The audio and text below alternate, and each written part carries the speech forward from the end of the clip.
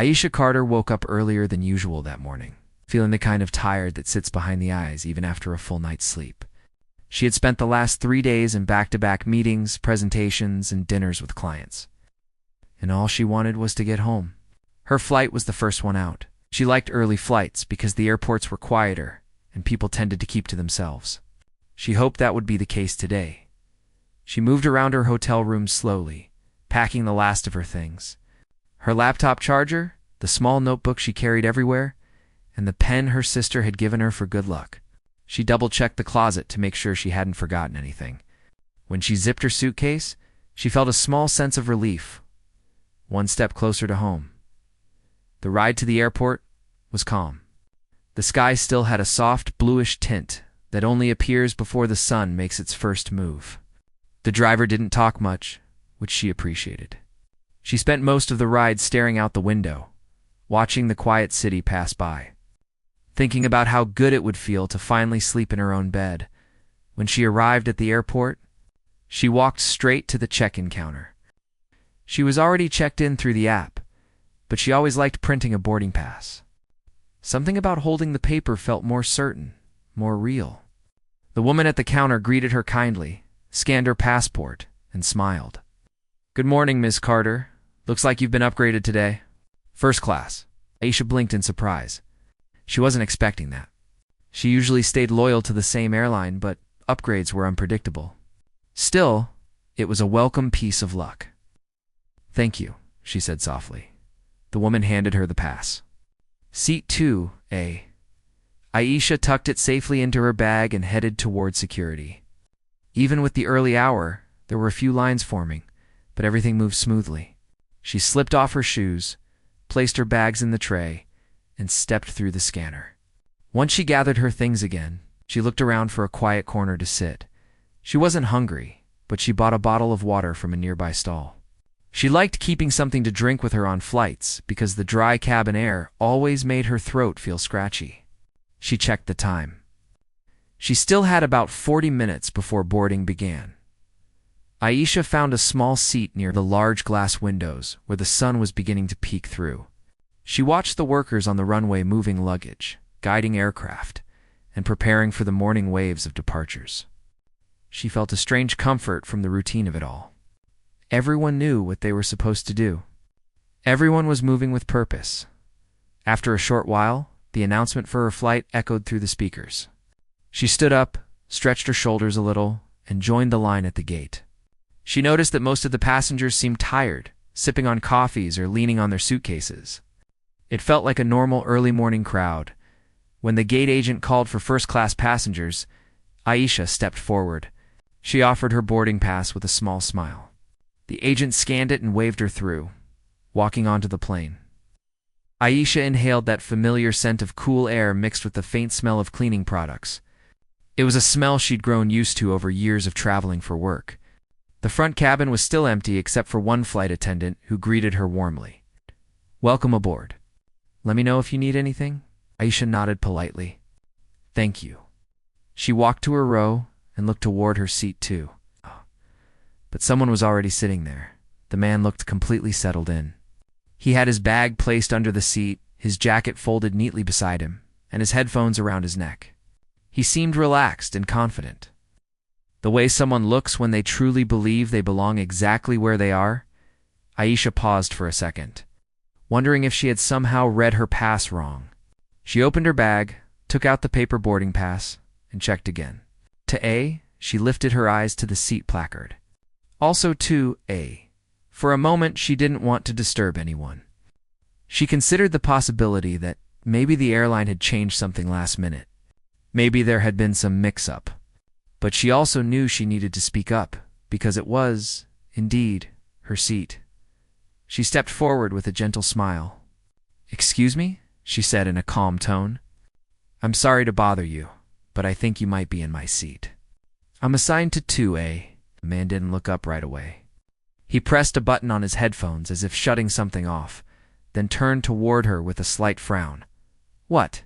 he asked. Aisha repeated herself, keeping her voice steady. "This is my seat." 2A, he let out a short breath, almost a laugh, and leaned back in the chair. "No," This is mine. I checked. Aisha didn't react immediately. She had dealt with misunderstandings before. She simply held out her boarding pass so he could take a look. Here's my ticket. It shows 2A. Maybe there's been a mix-up. He glanced at the paper, but only for a second, as though he didn't want to really see it. Then he waved a hand dismissively.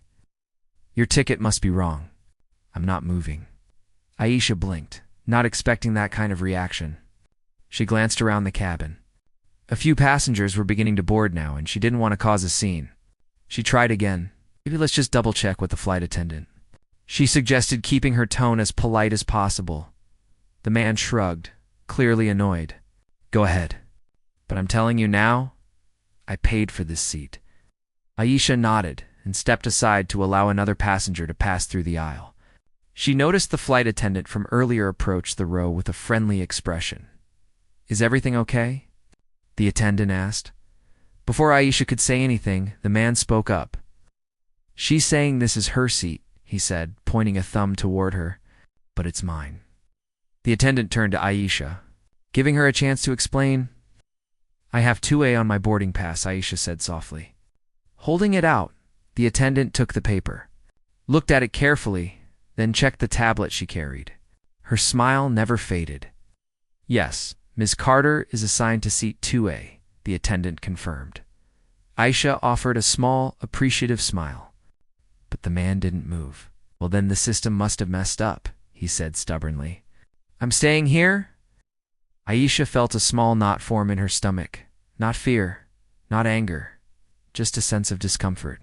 She didn't want the situation to escalate. She didn't want other passengers watching.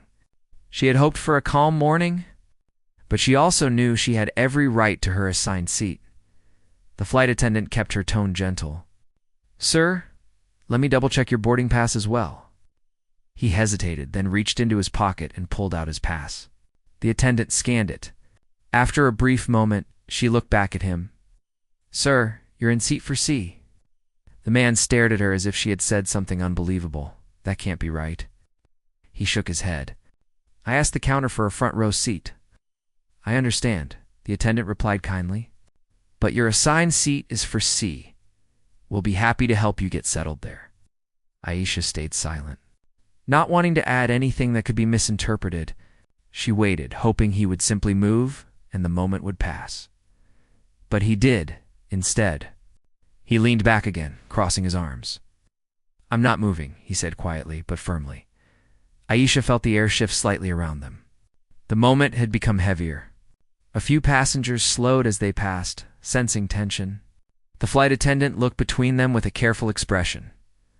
Aisha just wanted to sit, relax, and prepare for takeoff. But she could tell this was turning into something more complicated than a simple seating mix-up, and she had no idea that this brief disagreement, would soon become the one thing the entire cabin would be talking about. Aisha stood quietly in the aisle, trying not to let her frustration show on her face. She kept reminding herself that she was tired. He was probably tired too, and maybe he was just irritated from traveling. But no matter how she tried to understand it, the way he refused to even consider moving made her stomach tighten a little more. The flight attendant stayed calm. Though Aisha could tell she was trying to think of the best way to handle things without creating a scene, the cabin was beginning to fill up quickly now. People were pushing luggage into overhead bins, settling into their seats, and looking around with that early morning daze that most travelers wore. Aisha stepped back slightly so she wasn't blocking the aisle. She didn't want to stand there like an obstacle for everyone who needed to pass. She pressed her lips together, exhaled slowly, and kept her eyes on her boarding pass, as if reading it again would somehow make the situation simpler. The flight attendant leaned closer to the man in the seat and repeated herself gently. Sir, your assigned seat is for C. He didn't budge. And I told you, I asked for a seat up front. I'm not moving all the way back there. His voice wasn't loud, but it carried enough firmness that nearby passengers turned their heads. Aisha felt their eyes on her. She hated attention like that. She just wanted a peaceful flight home, not an audience watching a disagreement she never wanted. The attendant offered another soft smile. I understand you wanted a front row seat. I can check with the gate agent if anything else is available, but right now, this seat belongs to Ms. Carter. The man shook his head. Well, I'm already here, he muttered, gripping the armrests as if someone was about to physically pull him out. Aisha blinked in disbelief. She had run into rude people before, but this felt different. This felt deliberate. She tried to remind herself to stay calm, not let it get under her skin. Sir, the attendant said more firmly, you'll need to move so we can get everyone settled. But before she could say more, another passenger approached the row, lowering his voice. Everything all right here? He asked the attendant quietly. Aisha didn't know him. He was just another traveler trying to get to his seat. But his question seemed to heighten the tension even more. The attendant nodded politely. We're working on a seating issue. The man in Aisha's seat looked annoyed at the interruption. Why is everyone making this such a big deal? Just let her sit somewhere else. Something about that made Aisha's chest tighten. It wasn't just that he was in her seat. It was the way he spoke, as if she didn't matter, as if she didn't belong there, as if she wasn't allowed to stand up for something so simple. The attendant turned to Aisha. Ms. Carter, would you mind waiting near the galley for just a moment while I get a supervisor? Aisha nodded politely. Of course, she didn't want to make the situation worse. She stepped aside again, time moving fully out of the aisle so people could get to their seats. She walked slowly toward the small open area near the front of the cabin. It wasn't far, but it gave her space to breathe. She leaned her hand on the wall for a moment. Taking a long breath in and letting it out slowly, she told herself not to overthink it. Not to let her mind wander to the places where frustration turns into anger or disappointment. She had learned over many years of traveling that keeping her calm was often the only thing she had control over. Behind her, she could still hear murmurs. A couple of passengers whispered to each other, curious about the situation. She hated that she had become the center of attention without doing anything to call for it.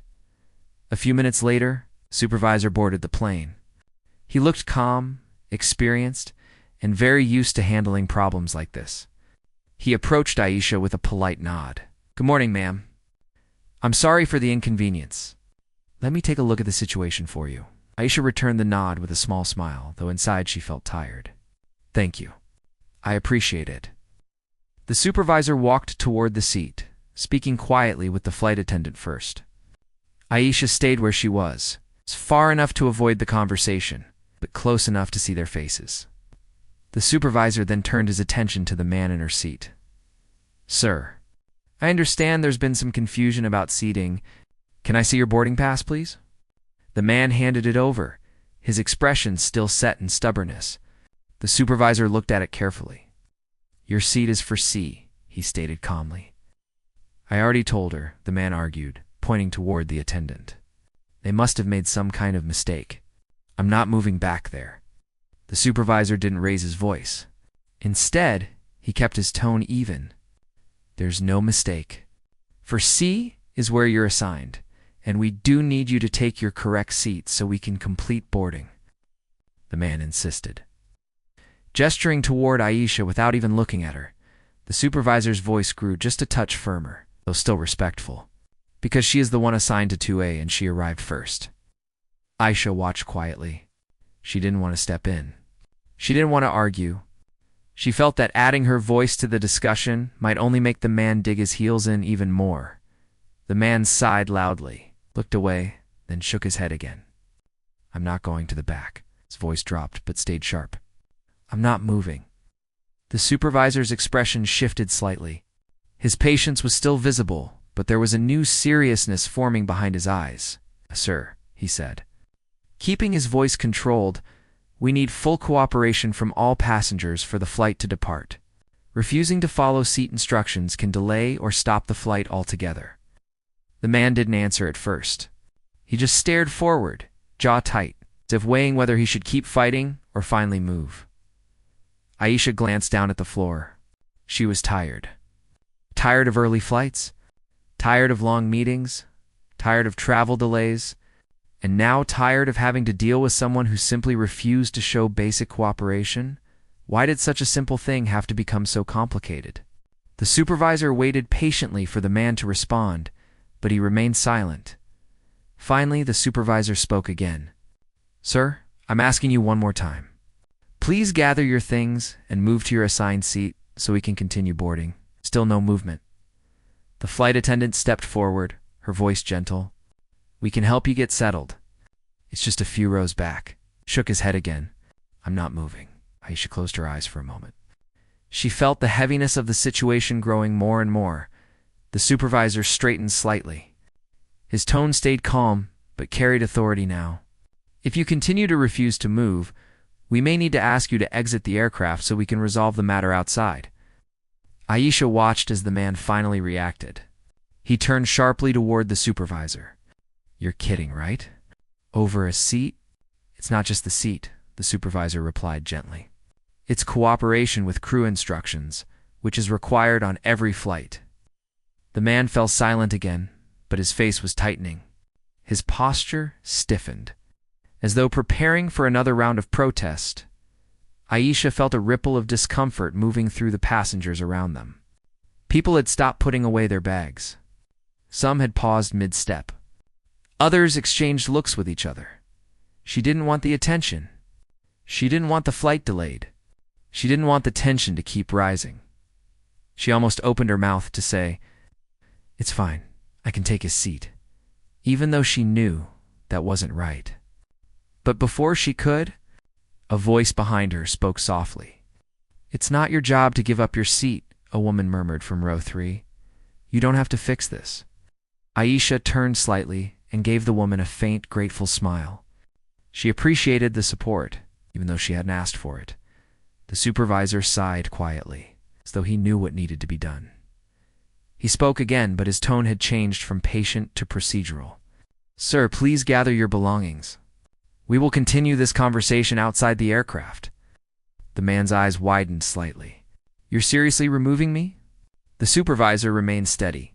"I'm asking you to step outside so we can talk without blocking boarding." Aisha could see the man's frustration turning into something sharper, but he didn't raise his voice. He just muttered something under his breath and finally grabbed his bag from under the seat. He stood up slowly, as though every movement was a protest. The supervisor stepped aside to let him walk out. The flight attendant followed closely behind, making sure everything remained calm. Aisha didn't move yet. She waited quietly, watching as they stepped into the jet bridge. The murmurs grew louder behind her now. People whispering questions. People wondering what happened. People craning their necks. Aisha pressed a hand gently against her chest for a moment, trying to settle the strange mix of feelings running through her: relief, tension, fatigue, embarrassment, confusion. She didn't want any of it. She just wanted her seat. The supervisor returned a moment later and offered her a respectful nod. "Ms. Carter, you may take your seat now." Aisha nodded back and walked slowly toward 2A. The seat looked the same as before, clean. Organized, ordinary, but sitting down felt heavier than it should have. She settled in, placing her bag under the seat and leaning back into the soft cushion. She could feel eyes still on her from some rows. She reached for her seatbelt and buckled it, letting out a slow breath. It was supposed to be a simple morning, a simple flight, but something told her this wasn't the end of it. Not yet. Aisha sat in her seat for a few moments, trying to gather herself. The early morning calm she had hoped for was long gone. Instead, her mind buzzed with thoughts she didn't want. What had just happened felt unreal, almost unnecessary. Yet there it was, unfolded right in front of everyone. She rubbed her palms together slowly, a small habit she had when she needed to focus or steady her thoughts. Around her, passengers were still settling in. People pushed their bags deeper into overhead bins, exchanged quiet words with their seatmates, or scrolled through their phones while waiting for takeoff. But every now and then she could feel someone glancing in her direction. Not with anger, not with blame, more with curiosity. Maybe even sympathy. She wished she could disappear into her seat. She wasn't someone who liked to stand out. She liked her peace, her space, and her privacy. But the morning had already taken that from her. A minute or two passed before the flight attendant returned. Her expression was gentle, her eyes warm, and she carried herself with the kind of soft professionalism that told Aisha she really cared. "Miss Carter," she said quietly, leaning closer so other passengers wouldn't overhear, "I'm truly sorry for the trouble earlier. Please let me know if you need anything at all." Aisha gave a faint smile. "Thank you. I know it wasn't your fault." The attendant nodded, relieved. "We'll be taking off soon. The supervisor is still speaking with the passenger outside. We'll keep you updated, but for now, just try to relax." Relax. She wished it were that easy. Aisha thanked her again, then reached into her bag and pulled out her notebook. She often wrote small thoughts during flights, little reflections she didn't share with anyone.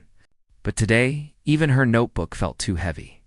She closed it again and placed it on her lap. The flight progressed slowly.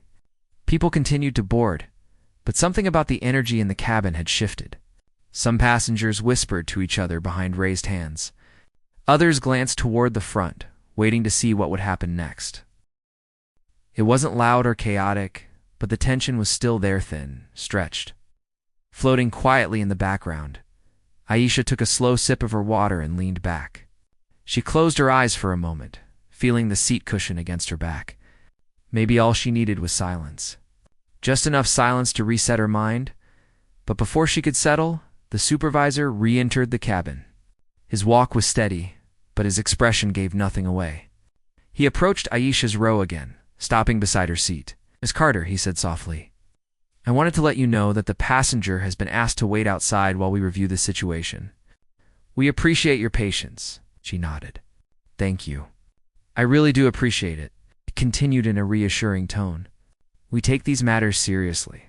If there's anything you need during the flight, please don't hesitate to tell us." Aisha felt the sincerity in his voice. She wasn't angry at him or the crew. They were doing their best with a situation they didn't ask for either. "I'm all right," she said gently. "Thank you for handling things calmly." He offered a small nod and stepped away to help finalize the boarding process. As he walked off, Aisha noticed the woman from row 3 looking at her again. This time, the woman gave her a supportive nod, almost like a silent gesture that said, "You handled that well." Aisha returned a quiet smile. The boarding door remained open longer than usual. People began checking their watches. A few passengers sighed, already thinking about their connections or schedules. The delay wasn't long yet, but every minute mattered on early flights. Then, another set of footsteps approached from behind Aisha's row. A man wearing a navy blue vest with an airline badge stepped into the cabin. Aisha immediately recognized the uniformed someone. From the airline's operations team, he quietly spoke with the supervisor. And though Aisha couldn't hear everything, she heard enough to guess that the discussion was about the passenger outside and the next steps. Finally, after a few minutes, the supervisor returned to Aisha and lowered his voice. "Miss Carter, I wanted to inform you that the passenger refused to comply with our seating instructions even after a second discussion. For the safety and comfort of everyone on board, we've made the decision not to allow him to reboard the aircraft." Aisha felt her breath freeze for a second. She hadn't expected it to go that far. She didn't want anyone to be removed. She had only wanted her seat back. She opened her mouth, unsure of what she wanted to say. I didn't want it to turn into something big." The supervisor shook his head gently. "You weren't the cause of this. You handled everything respectfully. The responsibility is on him for refusing to follow instructions. He left us with no choice." His tone was calm but firm. Aisha nodded slowly, though the heaviness in her chest didn't fade. The supervisor offered one more reassuring smile. "We will be closing the cabin door shortly. Thank you again for your understanding." Once he walked away, Aisha let out a long breath she didn't realize she had been holding. The hum of the cabin grew quieter now that the situation was settled in a way. She felt a sense of relief, like finally stepping out of a tense room and into fresh air. But at the same time, a small part of her felt uncomfortable knowing. As someone had been taken off the plane because of the situation, she didn't wish that on anyone, not even him. Still, she reminded herself, she hadn't caused this. She hadn't been rude. She hadn't raised her voice. She had simply pointed out her seat assignment. Nothing more. Minutes later, the captain made an announcement. Ladies and gentlemen, thank you for your patience. We will be closing the cabin door shortly and preparing for departure. Please settle into your seats and ensure your belongings are properly stored. Aisha fastened her seatbelt again, though she had never unbuckled it. A quiet calm began to return to her, but it wasn't fully settled yet. The flight attendant passed through the aisle again. She stopped beside Aisha's seat with a warm smile. Would you like some water or juice before takeoff? Aisha shook her head. No, thank you. I'm okay. The attendant paused for a moment, as if wanting to say something more comforting, but instead simply nodded and moved on. The cabin lights dimmed slightly as the door closed. The familiar sound of the engines powering up drifted through the cabin walls. People began putting away their phones as the attendant performed the safety demonstration.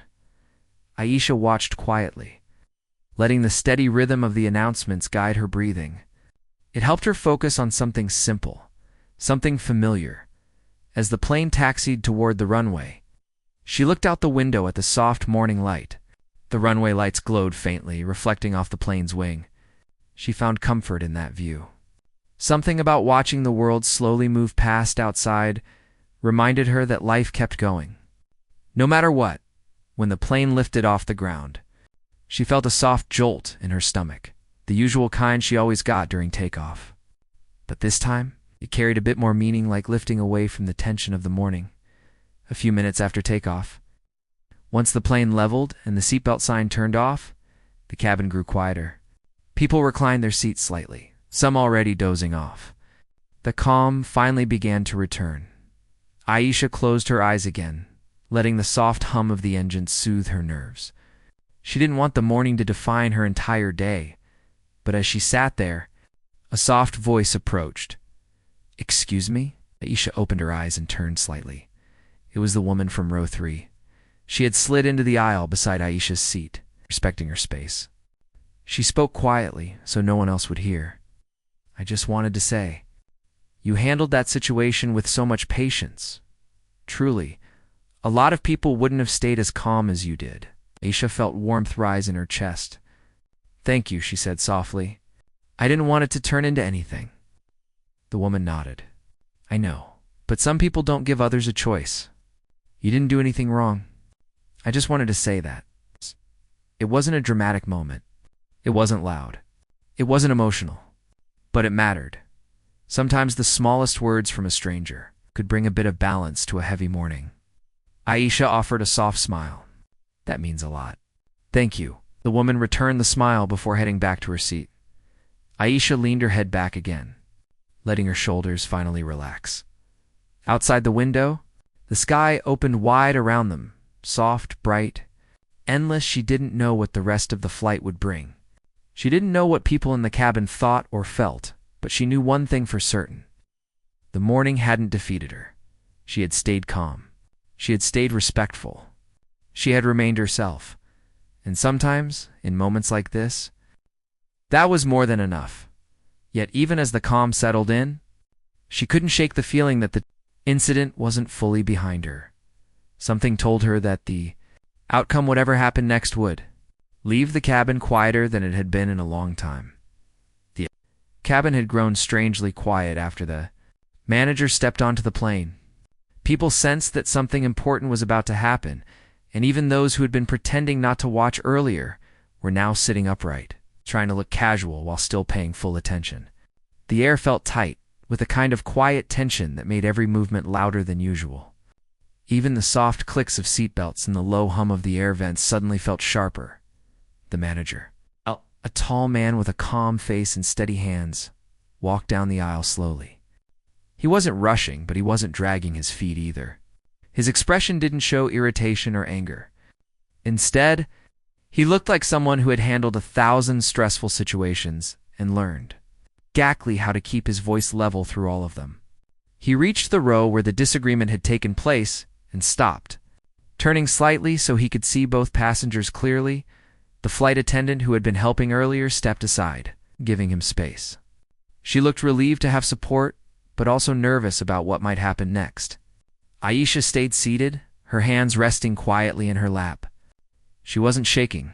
She wasn't upset, just patient. Her calmness made some nearby passengers feel even more curious. Many of them admired how she hadn't raised her voice even once. The man in the seat, however, sat with stiff shoulders. His arms were folded tightly across his chest, and his jaw moved slightly like he was grinding his teeth. He didn't look at the manager. He kept his eyes forward, as if he hoped ignoring the situation would somehow make it disappear. The manager began speaking gently, his tone polite but firm. He first asked the flight attendant what had happened. She explained everything from the beginning, how the seat assignment didn't match, how the man refused to listen, how Aisha had been calm throughout.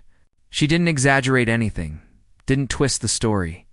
She spoke in the same careful tone that flight attendants use during safety briefings. Next, the manager asked Aisha if she had anything to add. She breathed in softly and explained what had happened when she approached her seat. She didn't accuse, didn't blame. She simply stated the facts. She spoke the same way she might speak during a work meeting, clear, respectful, and patient. While she talked, some passengers nodded quietly, impressed by how steady her voice was. Then the manager turned to the man. For the first time since the manager's arrival, the man finally looked up. His eyes were narrowed, and he still held the same defensive tone he had earlier. "I already explained," he said, shrugging as if the situation was nothing more than an inconvenience. "There must be some mistake. That's all. They probably mixed up the boarding passes or something like that." The manager didn't argue. Instead, he asked for the man's boarding pass. The man hesitated, glancing around, perhaps hoping for support from the other passengers, but no one stepped in. He finally reached into his pocket and handed it over. The manager studied it calmly, his eyes moving between the ticket and the small digital tablet he carried. He tapped the screen a few times, checking the seat assignments and upgrade list. The cabin stayed silent during this. No one wanted to miss what came next. After a short moment, the manager lifted his head. "Sir," he said in a clear voice, "your assigned seat is not this one." A slight murmur spread through the rows, soft and careful, like people whispering under their breaths. The man leaned back in his seat, eyebrows raised. "What do you mean?" "That's gotta be wrong," he responded quickly. "I checked in early. I paid for my seat. That can't be right." The manager didn't raise his voice. He simply explained that the airline had confirmed Aisha's upgrade earlier that morning, and her assignment was correct. The tablet showed the man's seat clearly, and it was several rows behind. The man's face tightened. He shook his head as if refusing to accept the information. "Well, maybe someone updated it without telling me," he muttered. "Maybe the system messed up?" This time the manager paused before responding. He wasn't rude. His voice stayed steady. But the message he delivered next changed the entire mood of the cabin. "Sir," he said, tapping his tablet lightly, "this isn't a system error. According to our records, you attempted to change your seat at the gate without authorization. When it was denied, you boarded early and sat here anyway." A gasp rippled through the passengers. Not loud, but noticeable. The truth had finally landed in the open. The man blinked, stunned for a moment, then quickly tried to cover it up. "That's not true. But before he could finish, the manager continued. "Additionally, we have 2 reports from passengers who overheard comments you made when you sat down." The man froze.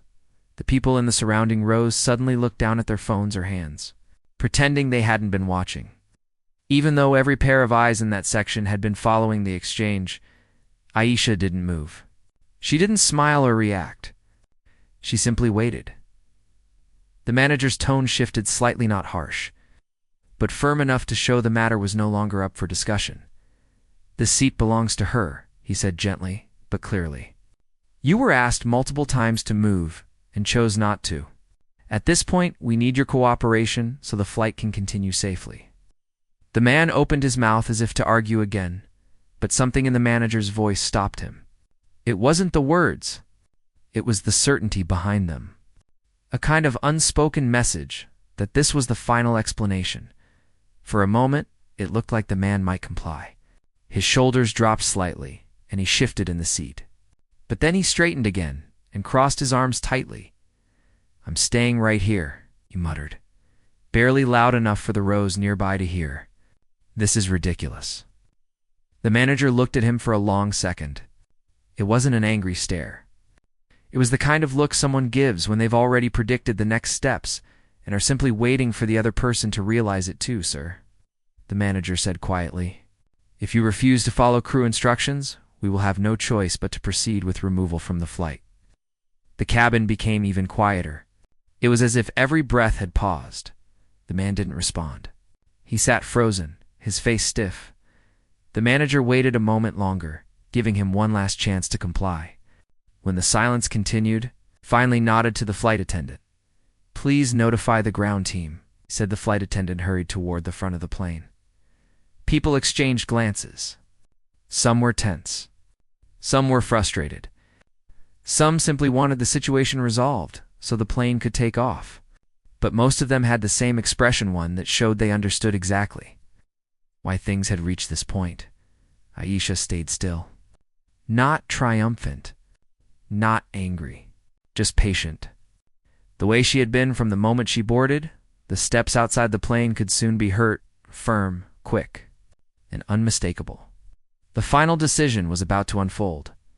The footsteps approaching from outside the aircraft grew louder, steady and certain, like someone who already knew how this was going to end. The cabin felt so silent that even the small clicks of overhead vents seemed louder than normal. People sat very still, hands folded, eyes lowered, but drifting up whenever the sound of movement came closer. It was the kind of quiet that comes when everyone knows something significant is about to happen, but no one wants to be caught staring. The man in the wrong seat finally shifted, not because he wanted to. It was more out of discomfort, like he could feel the weight of every eye in the cabin on him, even if no one was openly looking. His shoulders tightened, then dropped, then tightened again, as if he was searching for a version of himself that looked confident. But none of them seemed to fit anymore. Aisha still sat with her hands resting gently on her lap. She didn't look pleased, she didn't look triumphant, and she didn't even look relieved. She simply looked like someone who wanted to get to her destination without trouble. Her calmness was almost strange in the tense air, but it also made her stand out in a quiet, powerful way. Some passengers admired her composure. Others wondered how she kept so steady. A few seemed embarrassed on her behalf. Wishing someone had stepped in earlier, the flight attendant returned from the front of the aircraft. Her expression a mix of professionalism and mild tension. She gave the manager a small nod, indicating the ground team was now ready. The manager responded with a calm breath before turning back to the man in the disputed seat. "Sir," he said quietly, giving him one last opportunity, "we'd like to resolve this smoothly. If you stand up now and move to your assigned seat, we can still continue the flight without delay." For a moment there was a flicker of hesitation on the man's face. His eyes darted between the manager, Aisha, and the aisle.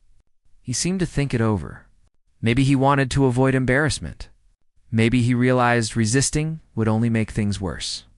Maybe he simply wished the whole situation had gone differently from the start. But instead of speaking, he looked down at his shoes. His silence made the manager straighten slightly. "Very well," the manager said softly. At that exact moment, 2 members of the ground support team stepped inside the aircraft. They were calm, polite, and professional. They didn't raise their voices or make any sudden movements. They simply approached the manager and waited for instruction. The sight of them caused a soft ripple of movement through the cabin. A few passengers shifted in their seats. One person adjusted her scarf. Another lowered his phone. No one wanted to draw attention to themselves, but everyone was watching. The manager stepped slightly aside so the ground team could see the man clearly. "Sir," one of them said, "not unkindly, we need you to gather your belongings and come with us." The man didn't move at first. He kept his eyes lowered, hands gripping the armrests. For someone who had spoken so boldly earlier, he now seemed strangely small in the oversized seat. His confidence had slowly drained, leaving behind only discomfort and frustration. People held their breath, waiting. Finally, the man let out a sharp sigh. It wasn't anger or defiance, just tired acceptance. He reached down for his bag, lifting it slowly. His movements were heavy, like his arms suddenly weighed more than before. He stood. but not with the same posture he had earlier. His shoulders slumped, his head lowered. He didn't look at anyone, not at the manager, not at the ground staff, not at Aisha. He stepped into the aisle as quietly as he could manage. Some passengers lowered their eyes, not wanting him to feel even more embarrassed. Others stared straight ahead, pretending they hadn't seen a thing.